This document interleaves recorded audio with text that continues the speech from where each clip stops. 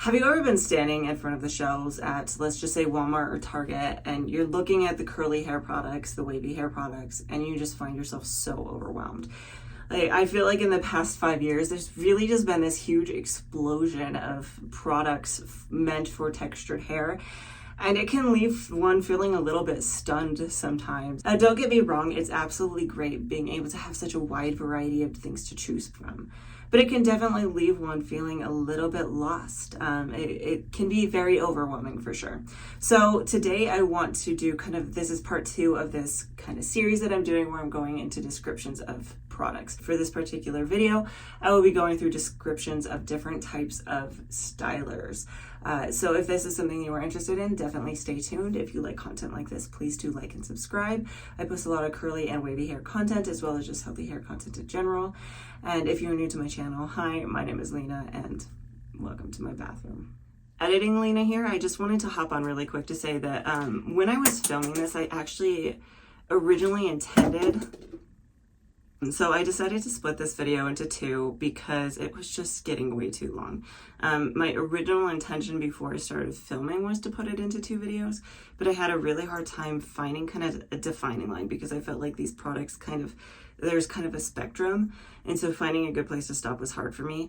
But now that I'm actually going through the editing process and taking a look at all of these descriptions, it was just too much. The video was getting too long and I just couldn't find a way to pare it down. So I'm going to split it into 2 different videos. The first one's going to focus more on the ones that are meant to be more hydrating, that are meant to more clump and define your hair. And then the second part will be more about like the whole products, and that will come out next week. So I just wanted to hop on to say that really quickly. I really just want to throw this out there. There is a very strong likelihood I will miss products. A lot of what I have is really based off of my own experience with products, what I have seen, what I have used. And so there's going to be some holes in this information, really. Not only that, but there are just so many of them.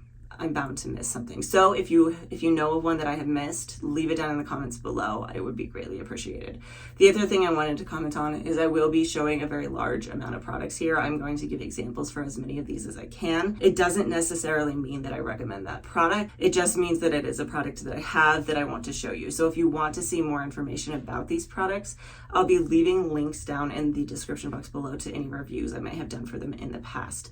I will also leave links to the products themselves just in case you want to do your own research on them. And if I don't have a video linked down below, it means I probably haven't done a review of that product. There are several of those here. And if you want to see those product reviews, let me know and I'll try to get to them sooner rather than later. The last thing that I want to comment on here really quickly, because I don't think I mentioned it in the last video. So I did do a part 1 to this video where I did descriptions for shampoos, conditioners, the difference between a deep conditioner hair mask, and different types of leave-in conditioner type products. And I wanted to talk about what the difference between a leave-in conditioner and a styling type cream is. Like, why is a leave-in conditioner not a styling product? The main reason for that is because a leave-in conditioner is meant to really penetrate the hair shaft and deliver nutrients to your hair, and that's really it. All of the products that I'm talking about today, they have more purpose than just that. Some of them will deliver nutrients to your hair, but they have additional purposes to them. Things like helping your curls clump, help give them definition, help them shrink up, things like that. So one of the big reasons really that I wanted to bring up this whole idea of leave-in conditioner is not a styler, it's something different, is because of one big offender and things that you do want to keep an eye out for. The big offender is Curlsmith. We have our weightless air dry cream and the shine cream, but on the products themselves underneath, they actually say that they are a leave-in conditioner. So they say they're a cream, but they're not, really is what it kind of comes down to. So they are leave-in conditioners, they're not a styler. But other than that, typically if you see that term cream, it's going to be a styler. So what is a cream as a styler? Well, creams are going to deliver a certain amount of nutrition to your hair. They're going to help moisturize it. They might have some strengthening ingredients, things like that. But in addition to that, they are also going to have ingredients that are going to help give you curl clumps. They're going to help kind of define your curls, sometimes help even shrink them up a little bit. Now, that being said, there are still kind of a variety of terms used for a cream, and I didn't really realize how many there were until I started really digging through all my products and realized how many there were. So let's kind of go through this a little bit. So first off, we have the Cantu Avocado Curling Cream, and then I have the Not Your Mother's Curl Talk Defining Cream. We also have the Twist by Wedad Styling Cream, Then we have things like the Curlsmith Featherlight Protein Cream. And then I have the Traylux 4-in-1 Hydrating Cream. And then the Hask Biotin Boost Thickening Cream. So what are all these terms and do they mean different things?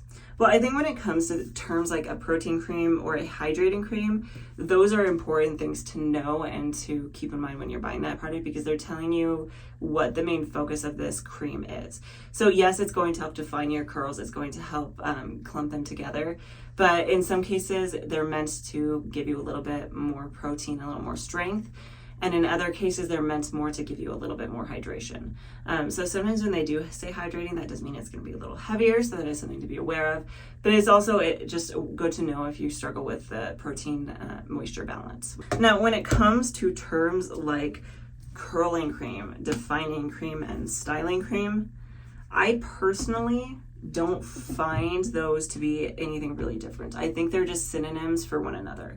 They're just different companies' ways of grabbing your attention and telling you what this product does, which is help your curls look their best, really. If you were looking between a styling cream and a defining cream, I wouldn't use that term as a deciding point, really, is kind of what I'm getting down to. I would look at the other description on the back and see what they're saying is a highlight of that particular product, but those terms I don't think are super important. Now, the last one that I mentioned, the Hask Biotin Boost Thickening Cream, I think there's also a few that might be called volume creams. The difference with these, they're going to have ingredients in them that are meant to help give your hair a little bit more volume.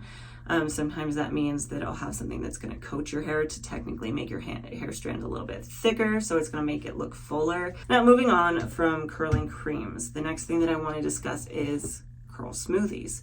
Is it really different from a curl cream? Now, I don't actually own this one. I have used it in the past, but it's a pretty popular one in the curly community as the Shea Moisture Coconut and Hibiscus Curling Smoothie.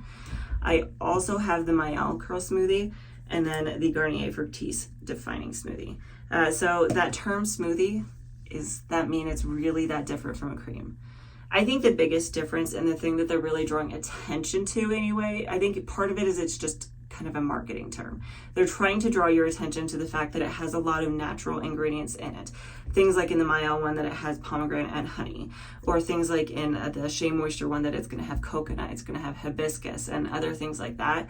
Whereas not all curl creams have those kind of recognizable ingredients in them. They might be a little bit more just because it's a smoothie on the hydrating side, but I could be wrong about that. Let me know if you disagree with my thoughts and descriptions on a curly smoothie, because they're kind of just up for debate. The next one is also a little bit up for debate, so I'm going to just share my personal experience with these products, and that's a curl activator. So I have the AG Hair Care Recoil Curl Activator, as well as the Cantu Avocado Curl Activator. So in my experience, curl activators as compared to a curl cream, one, they're going to be a little lighter weight. So for example, I have, these are both from the same line as the Avocado Cantu line, the curling cream versus the curl activator. The curl activator is lighter weight.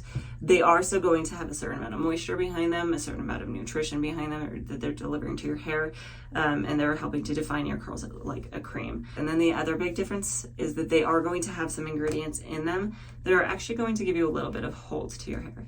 Now, if you've seen some of my other videos, you know that there are curl creams as well that have those in them. So it's really just kind of a marketing thing. But I have just noticed that similarity with anything that says curl activator is they tend to have polyquats in them, which are just going to give you a little more structure to your strands. I don't actually have a good example of this next one. The closest I could come was the Dove Amplified Shaping Butter Cream. So I'm talking about butters. So this is a buttercream. It's a little bit different, but just that idea of what is a hair butter, a shaping butter, a curling butter. When it says butter like that, that means that it's pretty similar to how you would use a cream. You're using it to help deliver moisture and nutrients to your hair, as well as define the strands and help your curls clump together a little bit better. The main difference between a butter and a curl cream is that butters are going to be a little bit heavier. They have a lot more ingredients in them that are going to deliver moisture, but that can weigh wavy curly hair down. They're made more for tighter curls. So that is definitely something to keep in mind. So moving on, let's talk about custards. So I have a few here. I have the Kinky Curly Curling Custard. I have the Mop Top Curly Custard. And then I actually have the Aunt Jackie's Curl-La Defining Custard as well. So what is a curling custard? Now, this is where I feel like we're moving kind of in this in-between where they no longer are just hydrating, defining, but they're also moving more into the hold type category. So curling custards are products that are meant to deliver those things that like a cream might do. They're going to give you a little bit of moisture. They're going to help clump your curls together. But one of the main differences is they actually are meant to give your hair a hold as well. I like to think of curl custards as a really good one and done product. So if you were someone who really struggles to pick out products, I would suggest that you really just try a custard because it's kind of a good one and done thing. One big thing about custards is they too tend to be a little bit more expensive because one of the emphasis on custards is that there are more natural ingredients. So they're going to have more things like horsetail, chamomile, marshmallow, aloe, seaweed extract, rosemary, willow bark, things like that. And the other thing about custards that I want to mention based off of that is because they're really relying on ingredients you recognize, things like aloe and things like agave. Those are film-forming humectants, and those film-forming humectants are what's giving you that hold in your hair. They're not going to be as strong as something that has a polyquat or a PVP or a copolymer. They're going to be lighter hold ingredients. Now, for someone like me with a wavy curly hair, my hair might fall out a little bit faster, but I don't find that I really struggle with custards giving me long-term hold. So it's just something you're going to have to experiment with. Now moving on to something very similar, I'm moving kind of here very briefly into this category of products that are kind of in their own category, because that is something to keep in mind is there is a lot of marketing that goes into what they call their products. So you have things like the Uncle Funky's Daughter Curly Magic Curl Stimulator. This is the only product I know of that calls itself a curl stimulator. Now that being said, it's kind of that same idea. They're just trying to get across that it's going to make your curls do good, happy things. In my experience, my opinion, this is pretty much a custard. It's very similar to all the custards I have tried and used in the past. It's got very similar ingredients to it. It's relying on those film-forming humectants to give you hold. It's that kind of middle of the road one and done product. So I would really kind of fit that into that similar category. Another product that also kind of stood out to me is something that I just kind of went like, what I had to do a little bit of thinking and research on is the Trelux Reflux Curl Styling Serum. Now the reason that caught me off guard so much is because typically when I think of a serum that you put on your hair, I think of something like this, a finishing oil serum or a hydrating serum. And the reason for that is because those kind of products, if it says it's a serum, typically go on dry hair to help reduce frizz at the end of your routine or in between routines. Whereas this Trelux styling serum can actually be used in your routine as kind of a lightweight styling gel. It does have ingredients in it that are going to give you some very light hold. And that's why I think where the styling comes in is they're saying you can use this to style with, but then the serum part of it is also saying you can use this on dry hair. And I had done this before where when I'm refreshing my hair, I will put a little bit of this on my hand and just smooth it over my hair. And you can also use this because it is very liquidy as kind of a serum to help smooth the frizz and help bring your curls back to life on a refresh day. So the styling serum, I think the styling is the key term there. Another thing that I want to mention here, I didn't really know where to fit this in this particular concept, in this particular lineup, so I'm going to just go ahead and mention it, is hair puddings. I don't actually have one, but the concept of a hair pudding is very similar to these products that I've already mentioned. It's meant to give your hair moisture, it's meant to help really hydrate it, give it some nutrients, and it's also going to help kind of define your curls, help clump them together. But a pudding is also going to help give your hair some hold. Now the big difference between a hair pudding and a custard, from what I could tell, is the fact that it is going to be heavier. So it's more in the realm of a butter. Butters don't necessarily give you hold, but it's like that next step up. It's meant for tighter curls, more coily hair than it is for wavy curly hair. Now, if you are curious, I am definitely willing to try to reach out and get some of these products, butters and puddings, and see if they really are too heavy for my type 2C, 3A hair, but that's kind of the general consensus. All right, so I did have to film a new outro here because there wasn't really going to be one. Like I said, this was going to be one really long video and it just was too much. I did want to bring up the fact that, again, the line between hydrating, defining, clumping stylers versus hold stylers is kind of blurry. So if I missed something in this video, keep an eye out for the one next week. There's a pretty strong chance that it will be in that one instead. And it will be coming out next week, so keep an eye out for that. I do post a new video every Tuesday. So if you like healthy wavy hair or wavy curly hair content like this, please do like and subscribe, and hopefully we'll see you next week.